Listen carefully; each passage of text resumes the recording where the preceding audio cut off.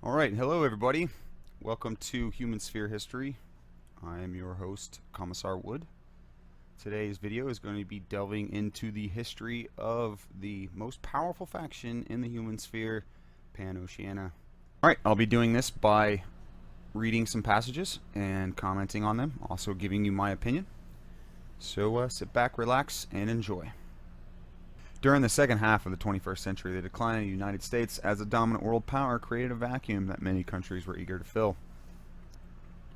The failure of U.S. economic policy sent a clear message that having one single country as the world leader would ultimately result in instability. In the mid-21st century, Australia and New Zealand, actually some companies in those areas, saw the need to strike an alliance with some of their more commercial enemies in places like Indonesia and Malaysia in order to stem the tide of Chinese economic expansion. See, they see the economy as a microcosm now in the future. So how China has been growing, say recently, in 50, 60 years from now, they're going to be up there competing as a dominant world power. And they see this as like a huge thing. You know, we see in the news now that the Chinese are making islands off their coast, expanding Chinese influence. So this could be all part of that, but they wanted to try and stem that tide a little bit.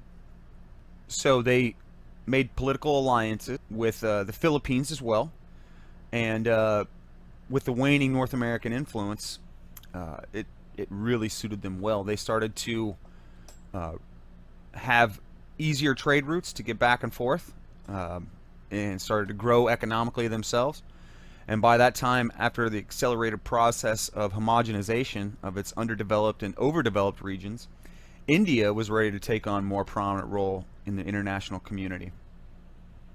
See, the ongoing North American recession, they see as a recession, you know, happening in the future there. A domino effect occurs that was predicted by many economic analysts. With the U.S. stretched so thin, aiding countries, having wars in several countries, you know, having their military stretched so thin over such a large area, and having their own economics stretched over such a far area through aid and stuff like that, it really they were in a bad recession, and all these places started to really take effect. And this recession actually loosened a lot of their control over some of the South American countries and gave them a little bit more autonomy and a chance to actually strike out on their own. And however, this complex and unstable political landscape of South America was in such turmoil that only two countries managed to achieve this status, Chile and Brazil. Their inclusion into Panoceania was the last step of the creation of a world-leading political and economic power capable of stealing North America's thunder. And that and its European friends, who quickly forged a new alliance with Panoceania.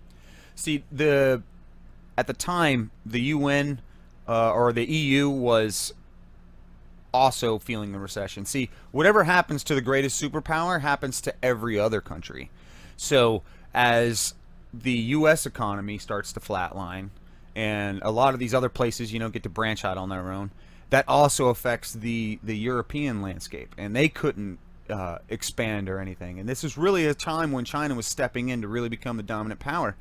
And the EU saw this rising Panoceania as this might be our way to quickly form an alliance and have you know, our place at the table still set as a hybrid culture. See, they never tried to change anybody's religious views or political leanings. Panoceania set out to create a society that was flexible and open to change, with social integration programs and combining old traditions into a new mixed culture. See, what they were trying to do is they were trying to say, okay, we have a lot of Sikhs, say, in Panoceania, so we will make Sikh holidays part of all Panoceania holidays. We will make Judeo-Christian holidays part of all Panoceania holidays.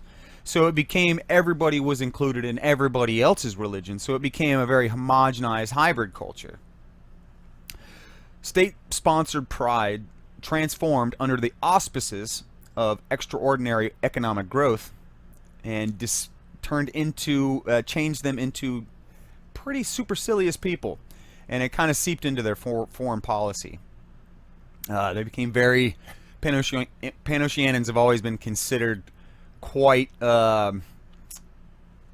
pompous, we should say. They have a strong middle class, and there's a tiny number of incredibly wealthy social elites.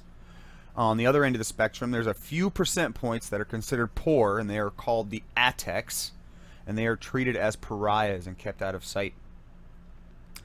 But they're what they call a Panglossian view, that theirs is the best of all possible societies and cannot be improved upon, only emulated by the rest. So that comes again with that pompous kind of attitude, that haughty expectation.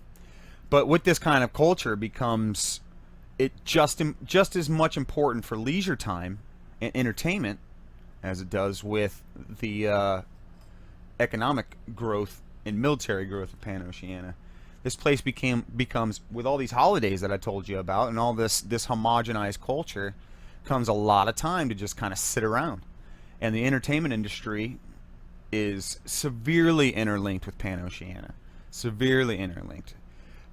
Being that Maya is the entertainment network, and being that Aleph is the home of Maya, and Aleph has control over almost all parts of Panoceanian life, you can see how the entertainment industry just flourishes in an environment like that. The intimate relationship between Panoceania and the omnipresent artificial intelligence can be explained by its origins.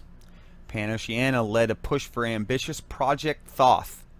If you remember, that's the god of knowledge from Egypt, that resulted in the creation of Aleph, and the one and only great artificial intelligence of the human sphere. Confident in the benefits of the application of the AI to all of the sphere of society, Panoceanian leaders have trusted Aleph with an increasingly large number of responsibilities and powers, to the point that it has become a staple of all aspects of everyday Panoceanian life.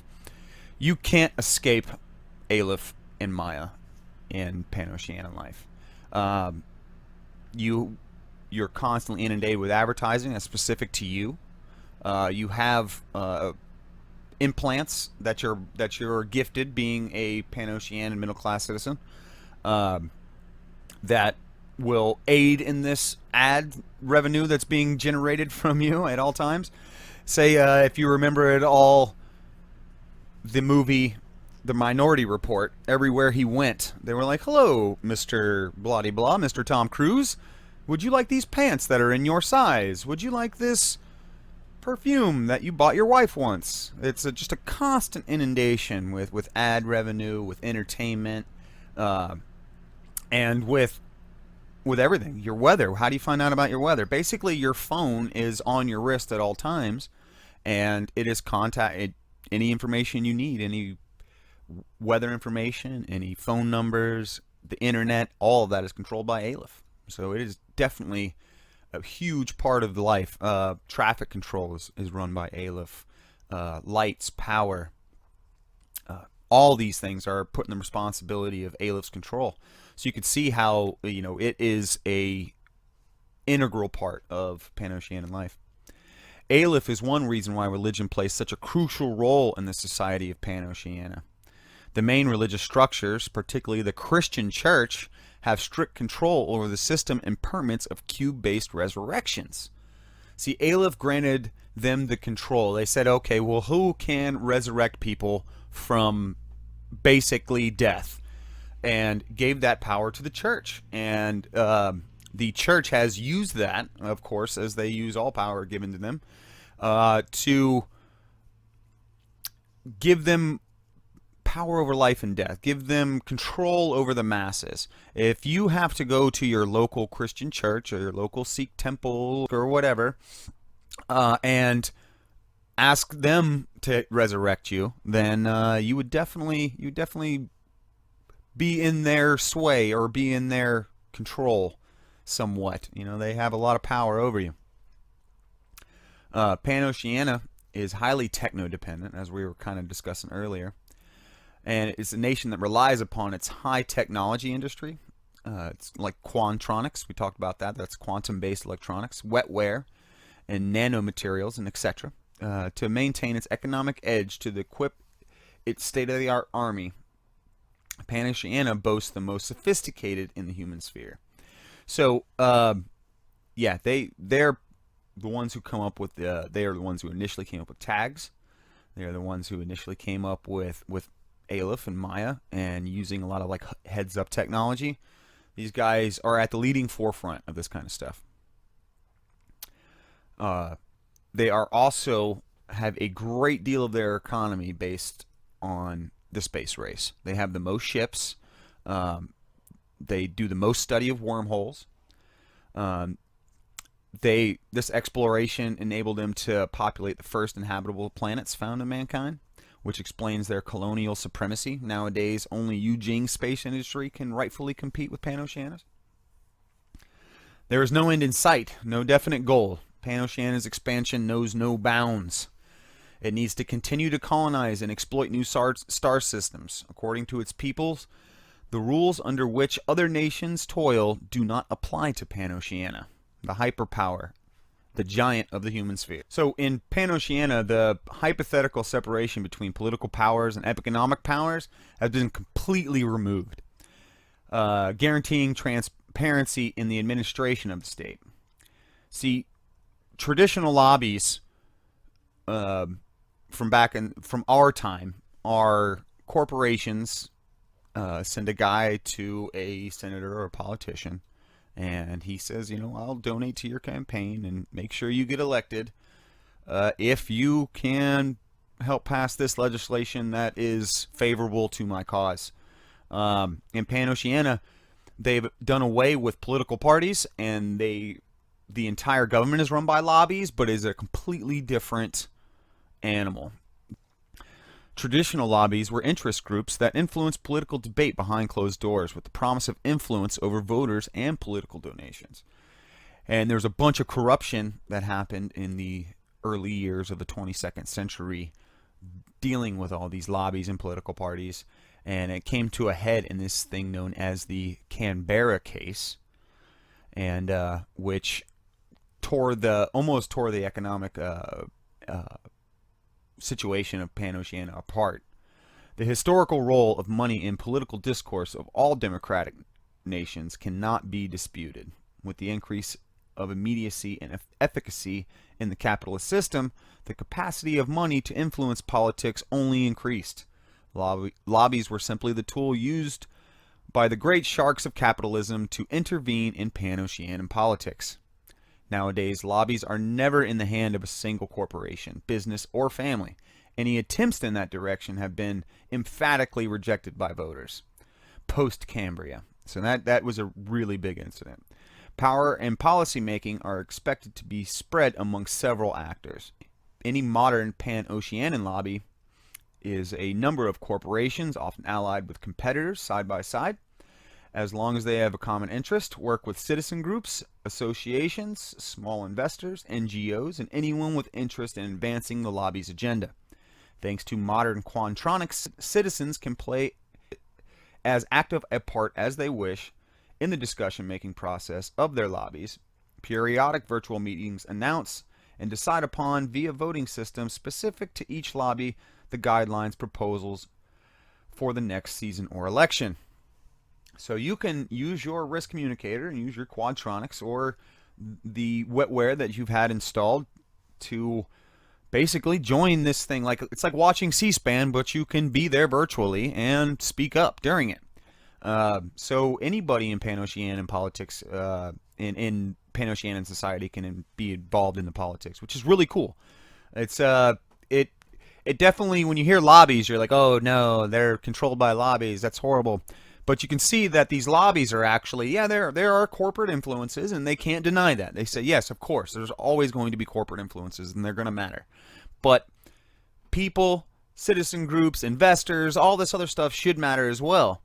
And so if you really wanted to make a change, nowadays you have to call your senator and hope that he has your interests in mind.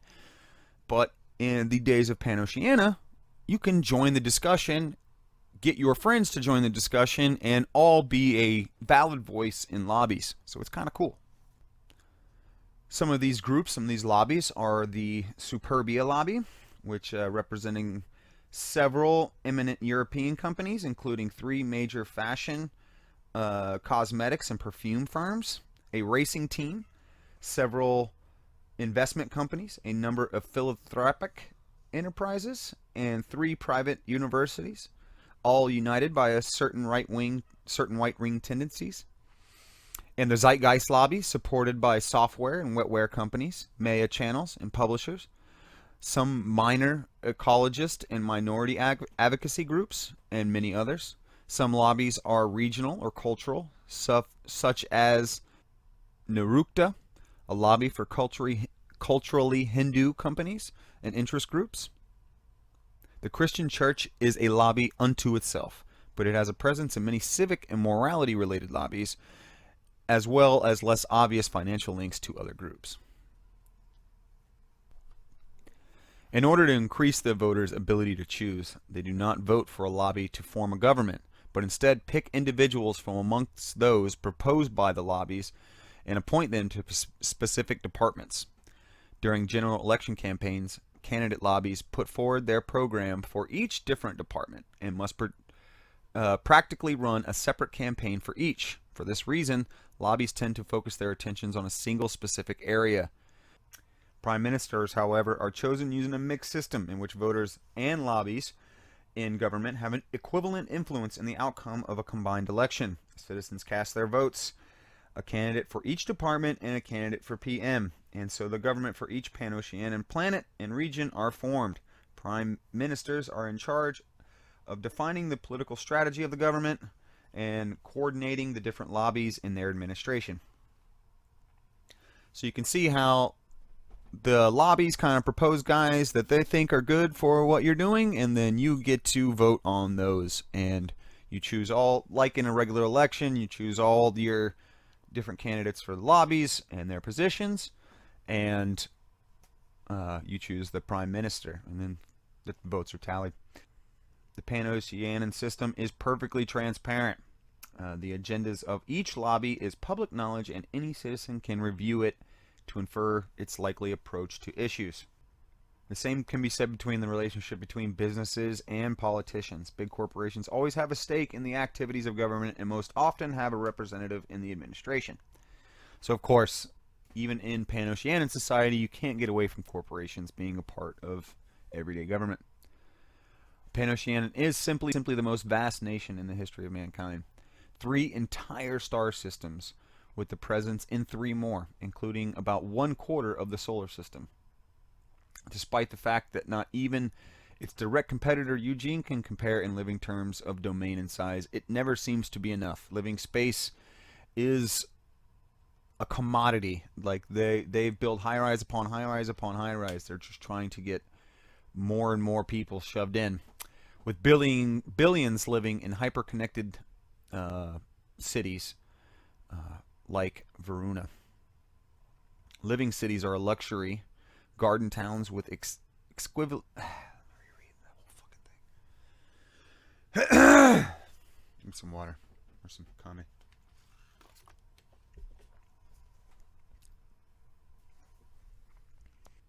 Living space is a commodity in the living sphere, and no more so than in Panoceania.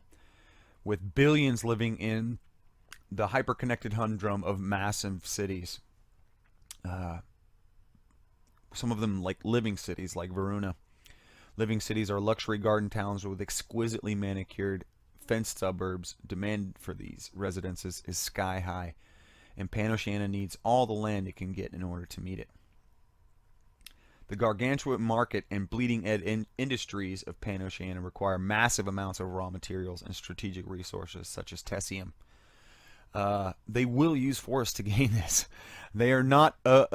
They kind of see everything they do as a holy mission. You know, it's Panoceanian society, a lot like, not to offend anybody, but American patriotism and American imperialism, where it's like American is the greatest society, and we're doing the world a the universe a favor by expanding and showing other people how to live. Same thing with Panoceania. They don't see, say, taking Dawn from Ariadne as that big of a deal. They see it as, you're gaining all this culture. Look, guys, we're teaching you how to live a better life.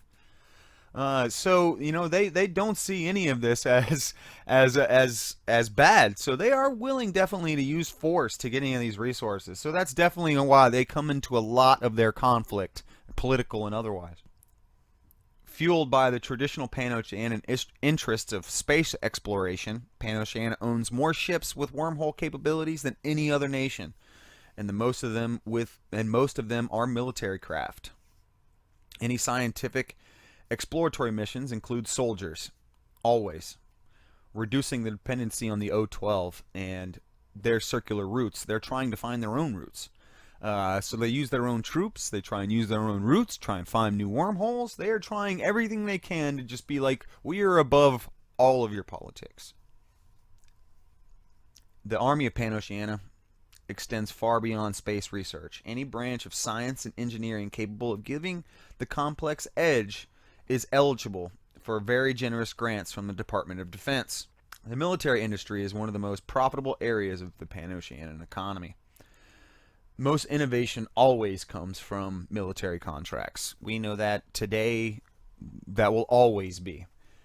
As you find new weapons to kill people, you also find new ways to help people live better lives. It's a sad part of the everyday life. Cubes are huge in Panoceania. Every middle-class citizen has one. The only ones that can pretty much be said to not have them are probably the Autex. Every person in Panoceania pretty much has one of these, and it's for a good reason. With resurrections, with the church controlling this resurrection, if you don't have a cube, then why would the church have any power over you? But you have a cube, and there's a possibility for you to be resurrected. Now, there's, more power. So, of course, most people have cubes. And they are also the biggest market for them. All Panoceanian citizens have biotech implants for routine tasks, like retinal projectors, integrated earpieces and microphones, connections to communication networks, medical scanners, office assistants, Maya wetware, etc., as well as ever-essential cubes for memory and personality storage. This is how they can say they have this huge high standard of living. Top-end products that are also not simply on offer to other Panoceanian citizens, or to human sphere citizens, are on offer to people of Panoceania. There's some really cool integrated software. You can get defensive software, which is kind of neat, where if you have one of these L-host bodies that you can basically, like Neo, I know Kung Fu. The impetus of science is always to improve the lives of its citizens. The most recognizable motto of Panoceania is technology for the benefit of the people. Clever application of complex technical resources made Panoceanian lifestyle possible. More leisure time, fewer working hours, and more spending power. However, only those considered citizens, those with the right connections and the right income levels, can aspire to this type of life. The Atex, as we spoke of earlier, the minority of people with limited access to resources and technology, do not enjoy the status that others enjoy. The other sign of the Panoceanians' technophilia is the relationship between the AI Aleph, far surpassing that of any other nation.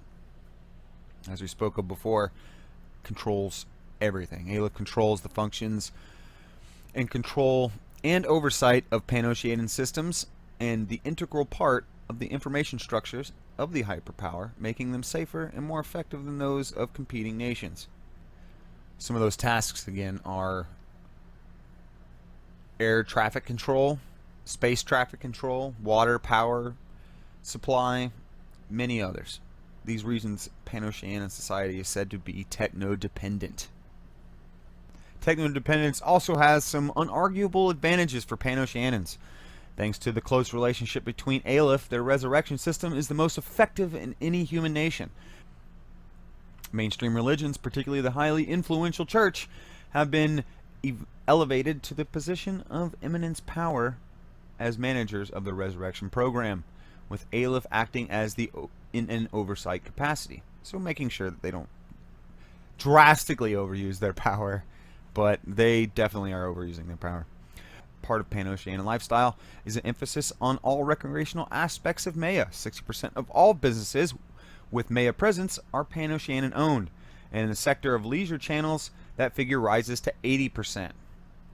With incredible levels of realism and sensory integration, with just a small investment in equipment that you can share with other participants. So imagine watching the Ninja Turtles, but being there, helping the Turtles with some of your friends defeat Shredder. Be pretty awesome. I'm definitely down for that. But one thing that cannot be understated in Panoceania is their tags. When we talk about their technology and what they create, tags their bread and butter. Tags are armored tactical gear. It's a product of military precepts that have been prevalent since the days of the nanotech wars and the Central American campaign. The salient features of modern wars are speed and offense, a need to take the battle as far away from critical areas of Allied territory as rapidly as possible. The war machines that roamed the battlegrounds of the 21st century were bulky, heavy, and well armored, but also logistically unwieldy. A modern superpower with areas of influence scattered across several star systems cannot afford to maintain a costly armored force when battles are over in a matter of days or hours. Waiting on an armored corps to mobilize and reach combat positions from its home quarters is simply not an option. So research efforts were directed towards finding a more lightweight alternative. Tags, single-manned armored weapons platforms, were this alternative. Despite their distinctly humanoid, arachnid, or bird-like shapes, a product of their all-terrain designs, they have a broader range of maneuverability and mobility than the human body. They are smaller than light armored vehicles, designed for infantry support, and almost as fast-moving. The object of their structural design is to obtain as light a body as possible while maintaining high durability under stress. As tags' unarmored weight depends on its make and model, but also its prospective use. For example, remote presence tags are enormous suits of armor haunted by a ghost. Their pilots are not inside them, but in a cockpit, in a bunker, or a ship hundreds of miles away, connected to their mental surrogates by a tamper-proof link. Naturally, doing away with the cockpit and pilot allows for much lighter models on the field. Anthropomorphic tags are based on a design concept called sync protected or exoskeleton. Their control cabins are covered in receiver sensors. In this manner, the tag can replicate the movements of its occupant as gathered by the pilot's data suit and cybernetic interfaces. So you can see that, like, this drone warfare thing we do now will also play out in the future with armored weapons platforms. So Panoceania uses a lot of remote presence tags, and they're pretty big, like the Seraph and some of the other tags, the Squalos. The exoskeleton tags can be a little bit smaller, more made for ship-to-ship combat, which is kind of cool. Some of those could be like the Nomad Gecko or the Nomad Salamandra. The redundant sensory input is filtered by the data suit and then presented to the pilot in the form of a VR interface for both models. The interface is supported by an efficient neuroquantronic computer that also helps management of piloting routines, GPS information, and communications. The tactical capabilities of the neural quantronic interface alert the pilot of the probability of collateral damage and can distinguish between material damages and civilian casualties. The virtual reality interface also includes assisted piloting programs as well as automated personal combat routines, which is kind of cool. So that's how you can have a pilot that's really good at piloting, but not necessarily good at close combat, but still good at close combat. Just hits the subroutines, like we saw Tony do in Civil War. Further advantage of the VR interface is the capacity to calculate material strain on the tag and give the pilot feedback in the form of physical stimulus. This subjects the pilot to significant physical and emotional stress, but allows for intuitive control far surpassing the limits of conventional piloting, to make the tag an extension of the pilot's body and mind. Some of them even have to have auto med kits implanted in them so that people don't die from the stress of piloting the tag. Think of it like the Matrix. In the Matrix, you're not really getting punched by Agent Smith, but if you believe you are getting punched by Agent Smith, then it will hurt your real body, and your real body could die from the stress. It's a lot like that in this virtual neural link that you have, a lot like Gypsy Danger almost, with your tag. So a lot of especially the remote presence versions, are fitted with these auto med kits to keep their stress levels down and keep their blood pressure and everything at an even keel. Initial phases. During the initial phases of design, military engineering were given the goal of providing a 4-ton tag with the protection of a 60-ton armored vehicle. The breakthrough they needed came in the form of a series of layered intelligent materials that supplement each other. Strong, lightweight polyceramic compounds were the basis of the concept of total protection, improving the efficacy of tags versus conventional vehicles in terms of mobility and internal space. Currently, tag manufacturing and sale is the most lucrative lines of business in the arms industry, and indeed any industry in the human sphere. Panoceania is the sphere leader in tag manufacture, both in terms of volume and design quality. The regulation model currently in use by Panoceania is the Squalo series. It is an obvious leap forward with respect to the Narwhal series. The new body shape is more organic, more easily concealed, its lines are more pronounced, its legs less stubby, the thorax has an additional joint to enable high-speed rotations. Its balance mechanisms are better optimized, its hardware more compact, its arms strengthened to carry a more powerful weapons array. The Squalo is the culmination of technology in the service of warfare. The quality of Panoceania tags is so superior that, with minimum maintenance, even the oldest models are devastating enemies of destruction. A perfect example of this is the Reptile series, recalled due to a design flaw and sold by a contractor to the Nomad military force. When the Black Laboratories of Praxis were done with it, the Reptile series was the tough match in terms of performance, if not output, for the weapons factories of the Yujing. They have several tag units that are used for varying tasks. Lancer regiments outfitted with Squalo units are the most versatile, carrying both long-range and short-range weaponry. The specialized Ulan regiments are armed with the bulky anti-tank weapons. Dragoons are highly valued as infantry support units in direct action operations because of their heavy assault weaponry. Corsairs mount the heaviest, most impregnable tags, Titans, incapable of withstanding extreme punishment. The Chasseur units are fine-tuned for mobility in specific terrain types under the cover of their cloaking and mimetic systems. The Panoceania Military Complex, or the PMC, is the most extensive united military force spread in the entire human sphere. In order to be able to cover so much territory, the PMC has managed to restructure itself, forming planetary armies which are tightly coordinated with the High Command in Neoterra, but autonomous and endowed with the capacity for independent action. Each of these planetary armies has a different and distinct operational qualities which reflect the character and idiosyncrasies of the planets of origin. So if you're any fan of Warhammer 40k, you'll know this as kind of a similarity to the Imperial Guard regiments, where each planet has its own specific kind of regiment, but they all conform to the Imperial doctrines.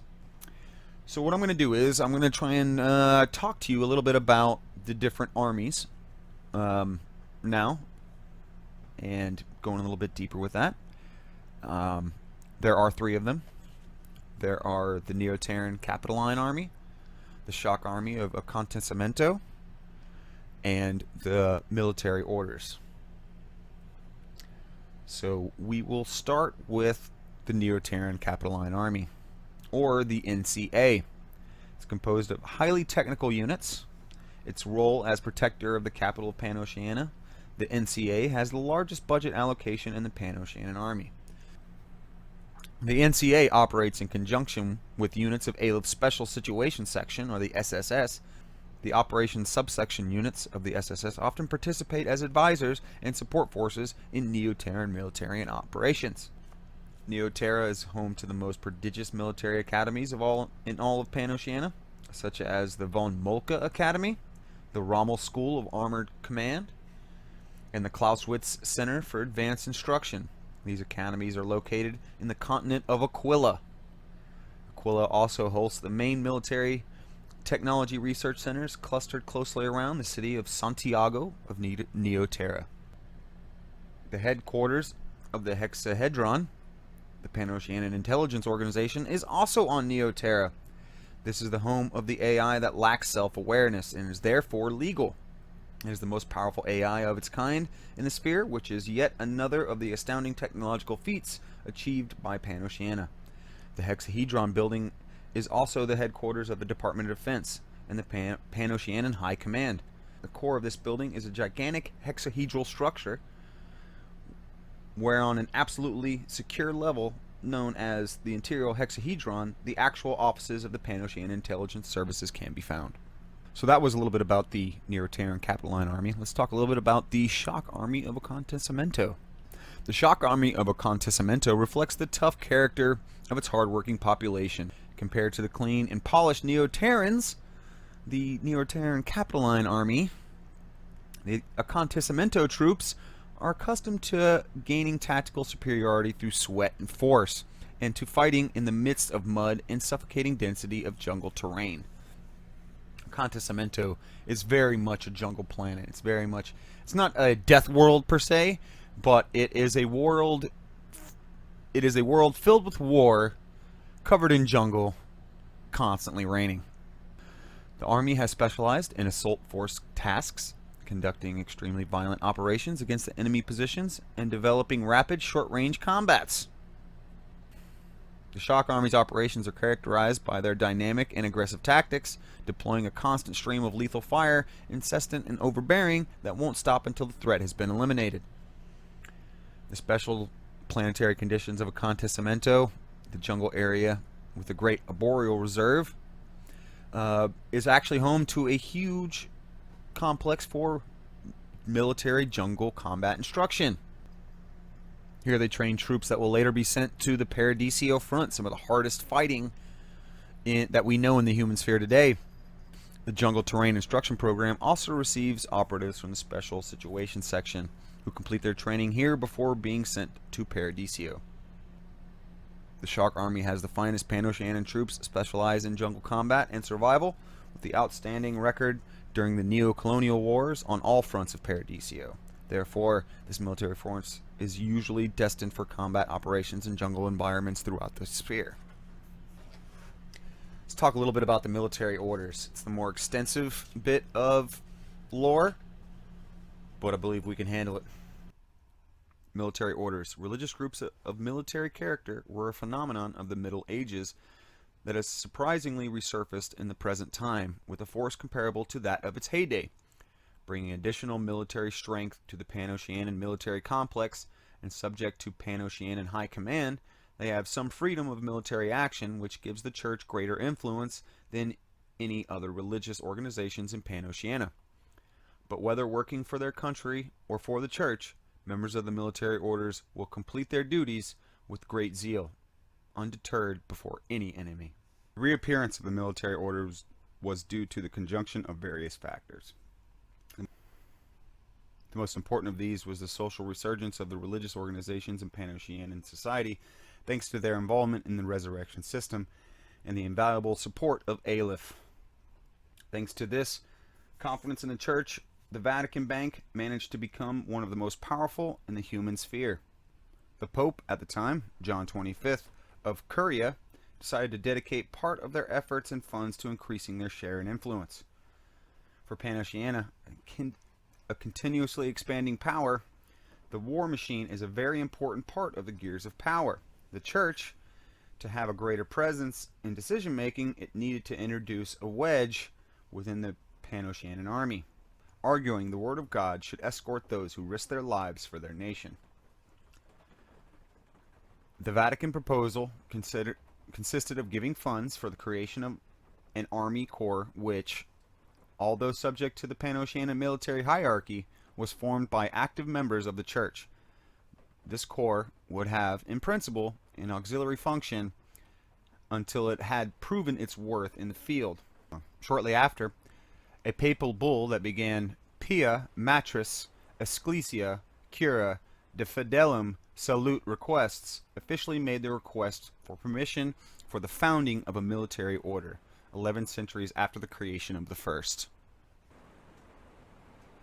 Once the proposal was accepted, in order to comply with the two tendencies present in Curia, they would found two orders, the temple and the hospital.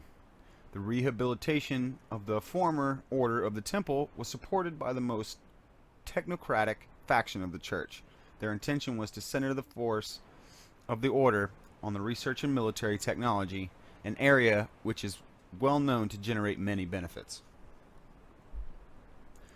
For its part, the Order of the Hospital received the support of most of the populous faction of Curia and the cardinals. It was intended that this new incarnation of the order should be primarily used for military medicine and rescue tasks. With the passage of time, and thanks to triumphs gained by these two military orders, others would be created. There's always existed a certain ambiguity in these orders of warrior monks. Critical voices have pointed out the apparent contradiction in the fact that a warrior is also an ecclesiastic. In principle, canonical law prohibits clerics from spilling human blood, even if it is of those considered infidels. In order to respond to these critics, the Hospitallers have recovered the words of Saint Bernard of Clairvaux, master of theology, who defended the military orders in the Middle Ages. In his work De Laudibus Nave Militae, he explained that the idea would be not to spill the blood of pagans if there was a way to defend oneself from them without resorting to violence. But unfortunately, since no way exists, Christian knight is compelled to carry a weapon. If infidels attack you, you must defend, unless there is another way. But he didn't think there is. According to his own words, the knights can fight the battles of lords and can be confident that they are the soldiers of Christ. To accept death for Christ or give it to their enemies is not a crime, but a glory. God and the liberator of all Christians. So, there's your justification. The monastic military orders have aroused great enthusiasm within Panoceanian society. The large companies and corporate groups, contributions and donations to the convents and monasteries, are a regular line item in corporate social responsibilities budgets of their great business consortia. The soldier of Christ has a reason to belt a sword. He brings it for the punishment of the wicked and the glory of the righteous. If death is given to the wicked, the soldier is not a murderer. We recognize in him the avenger, that is the service of God, which will always look more favorably upon its sponsors in its moral oversight policy on resurrections. So this resurrection thing comes in all forms. You see how the church has power over companies, because companies still have to go to the church for a resurrection. So say you're a really powerful CEO and you really don't want to die. Well, you're going to have to get in good with the Pope. So maybe you should have been donating for a while with all your cash. Monastic military order has its own hierarchy with a system of specializations determined by jobs.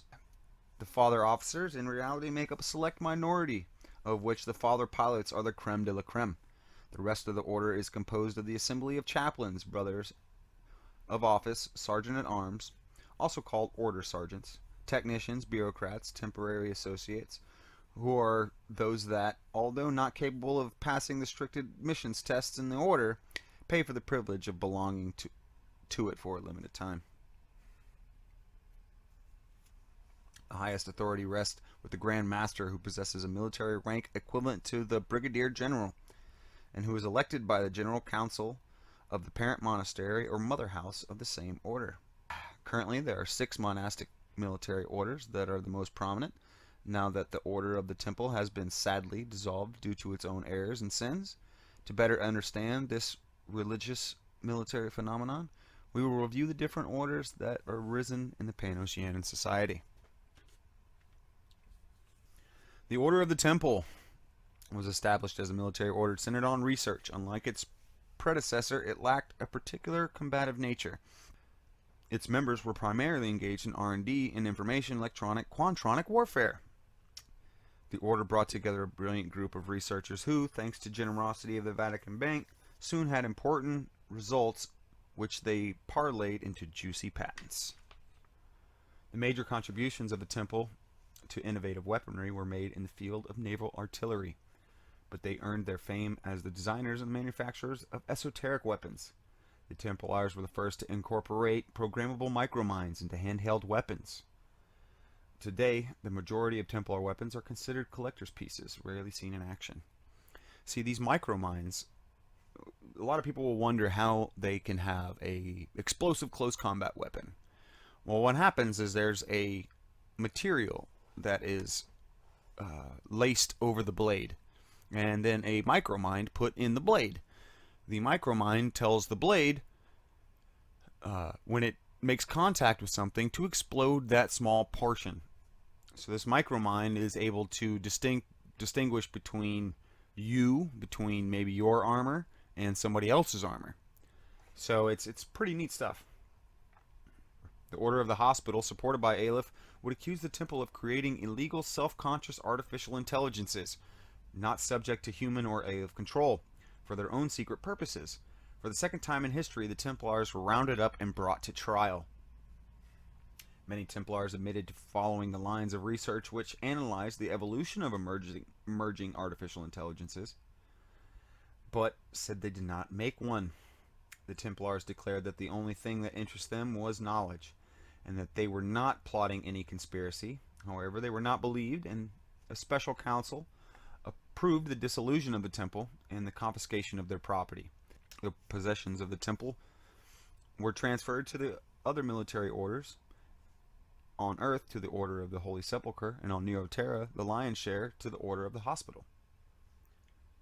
Once the trials and investigations were over, all Templars who had been declared innocent were allowed to join other orders. However, some of them, mainly experts in military programming and engineering, disappeared before they could be arrested, the Nomad Nation having given them refuge.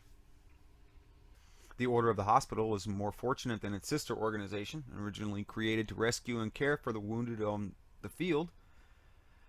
It built a solid reputation and received very good reception from both public opinion and Panoceanian troops. In spite of its military character, the main job of the order is to take care of military health care and creation of maintenance and field hospitals.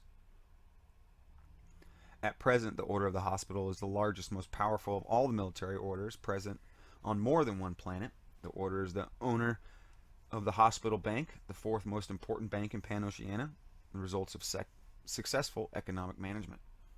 The central headquarters of the Order of the Hospital is located in the fortress monastery of St. John of Scavaradino in Harsh, Svallerheim.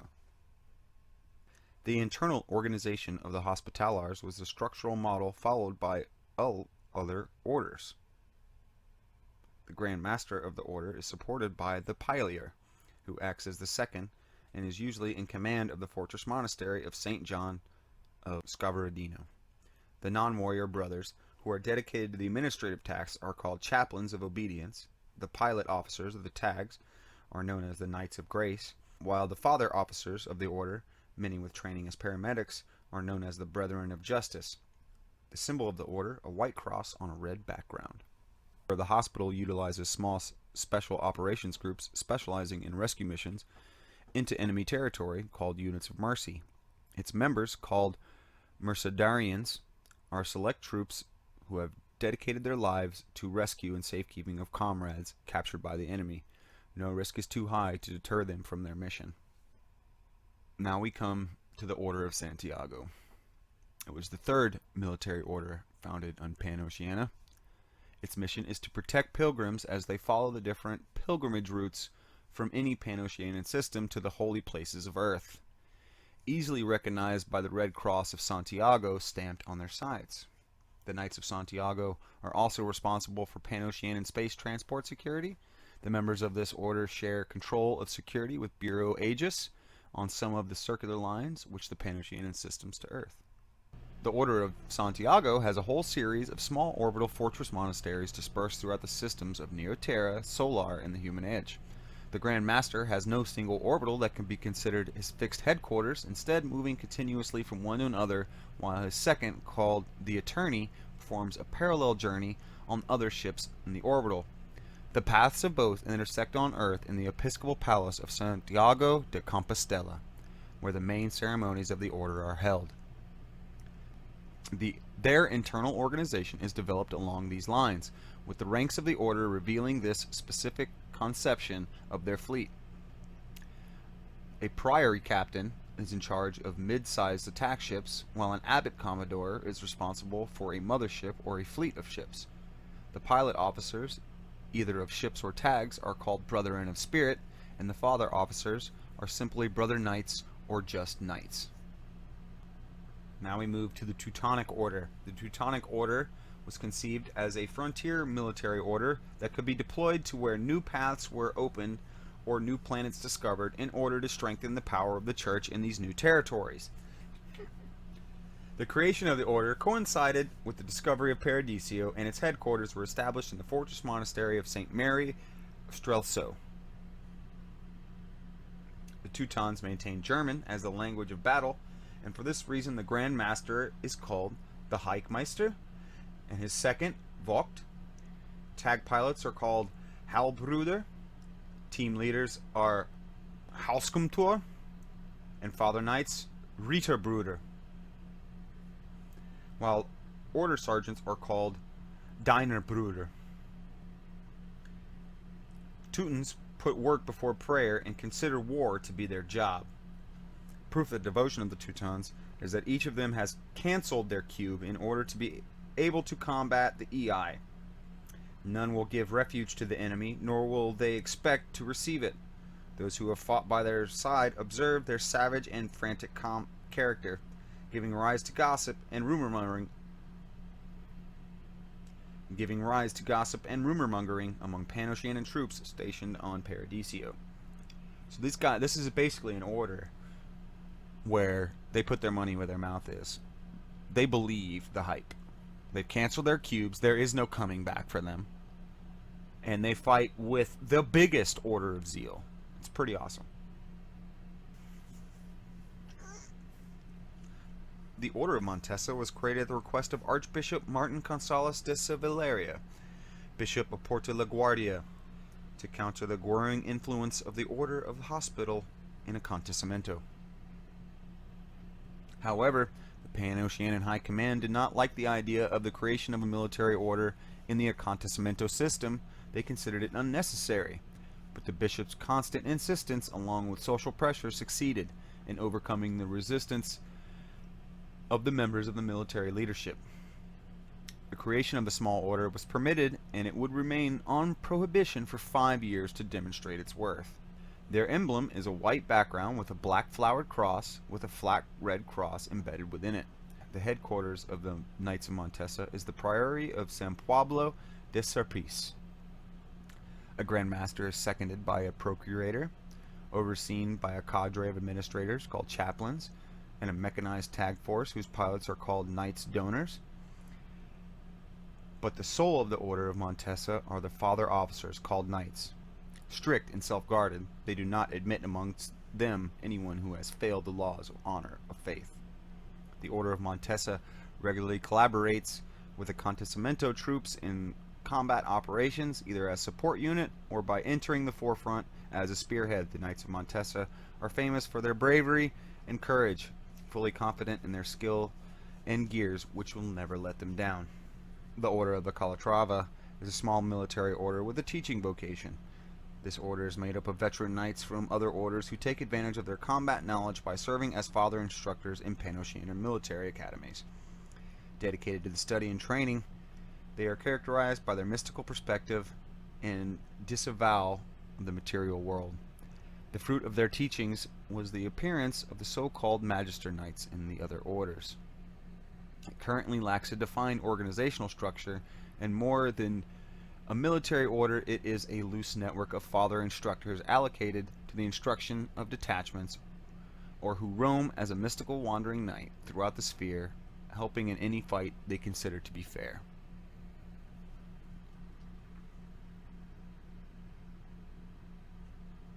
Alright, we're at our second to last order, is the Order of the Sepulchre.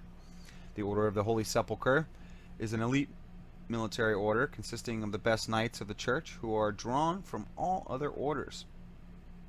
The Noble Brotherhood watches and protects the holy places of earth, places like Free City of Jerusalem or the Old Vatican. As a select order, it is a small organization, but with a great influence within the Curia, despite the fact that the main headquarters in the city of Rome is located far from the halls of Neo-Vatican. Bearing 5 red crosses in memory of the 5 wounds of Jesus Christ, the insignia of the order is a justified source of pride. Enthusiastic exponents of close combat, the Sepulchrist Knights advance without ceasing fire until they meet their enemy face to face, driven by the desire for recognition and glory, which is so characteristic of this order. As an elite order, the Holy Sepulchre is a military order with the most seraphs at its disposal. Their pilots are called Guardian Knights. Last but not least, the Order of the Preachers. The Order of the Preachers, better known as the Dominican Order, or Dominicans, cannot be considered a military order in function, although it meets some of the characteristics which identify as such.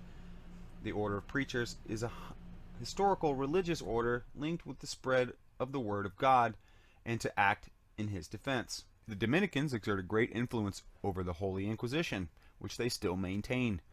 They demonstrated their role during the proceedings against the renewed Order of the Temple. Because the appearance of the Combined Army, an alien threat in Paradiso, and the infiltration of Savasti agents in the human sphere, the Dominicans decided to assume a more proactive attitude following the example of new military orders. The Dominicans are known as the Black Friars because of their black tunics they wear over their white habits. Their symbol is a bicolor black and white cross in fleur-de-lis style on a field of the same color in reference to the colors of their clothing. However, the name Blackfriar also has a certain pejorative nature for its ties to the Inquisition, giving them a sinister reputation which survives to this day. So that's the orders of the Panoceanian Society. So let's talk a little bit about the planets they actually control. We talked a little, you heard a little bit about Acontecimento, Panoceanian's breadbasket and factory planet, the second system to be added to the sphere.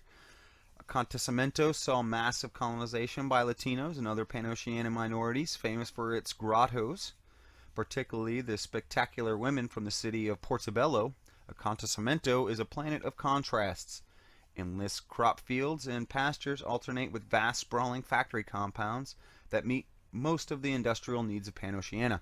Acontecimento has one of the largest natural parks in the human sphere, the Great Arboreal Reserve, the last remnant of the planet's original biome. Varuna, the ocean planet, the third extraterrestrial planet found, and the first populated with a semi-intelligent native species. There's an amphibian race living on Varuna called the Helot. Home of the water gods, Varuna is a planet of small islands and the soil is scarce. For this reason, visitors will be amazed by the architecture of sea platforms, subaquatic buildings, and artificial islands. Varuna harnesses the full potential of its ocean in the form of biotechnological research and sea factories and farms that employ numerous helots. Regrettably, sporadic acts of violence carried out by a handful of helot insurgents who call themselves Libertos sometimes disturb the quiet charm of this beautiful planet. So Earth. After everyone left, EU was still there, and all the religious organizations that didn't want to move off the planet decided to stay. Now it's severely depopulated, and the Earth is mostly dominated by religious institutions and weakened European Union that represents the humanist side of Panoceania. It's a very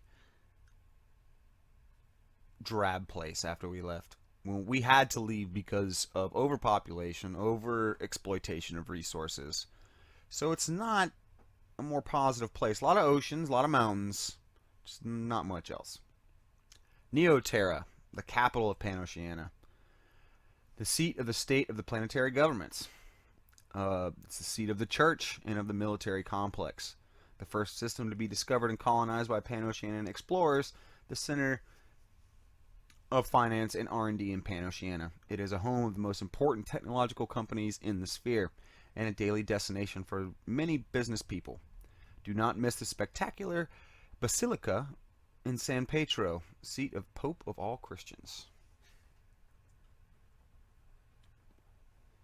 Next we'll have Svallerheim, the snowball of discord. It is so distant from its star that its freezing temperatures make life nigh impossible save between the tropics. Despite the extreme climate, Svallerheim is a coveted piece of real estate due to the abundance of resources, particularly tessium. Panoceania is engaged in constant conflict with the Eugene for control of exploitable areas, of which it currently controls 2/3 to Eugene's 1. Svallerheim is not a popular tourist destination due to its drab snow-covered landscapes, its functional, industrial-looking towns, and its status as a contested land, always on the brink of open confrontation between the superpowers. Lastly, we have Paradisio, the Emerald Jungle. Paradisio is a planet facing perpetual war. Recent combined army aggression has raised some of the most beautiful Panoceanian cities on the planet. The regions still untouched by war retain their incredibly lush beauty, but the shadow of the alien threat looms over all the system.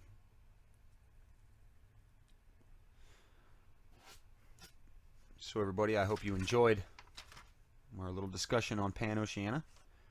If you feel I didn't get deep enough into some subjects, those will be topics that I will discuss later, such as the military orders will be its own video, tags will be their own video, different sub-factions like the Shock Army and the Neoterran Capitoline Army, those will all be their own videos. The next video will be on an overview of the Eugene Society, so I hope you enjoy. Like this video. If you enjoy tabletop gaming, comics, or just like laughing, check out our channel, the Tabletop Talkers, that's with a Z, where we feature games, how-tos, and our podcast. Thanks, everyone. Smite your foes.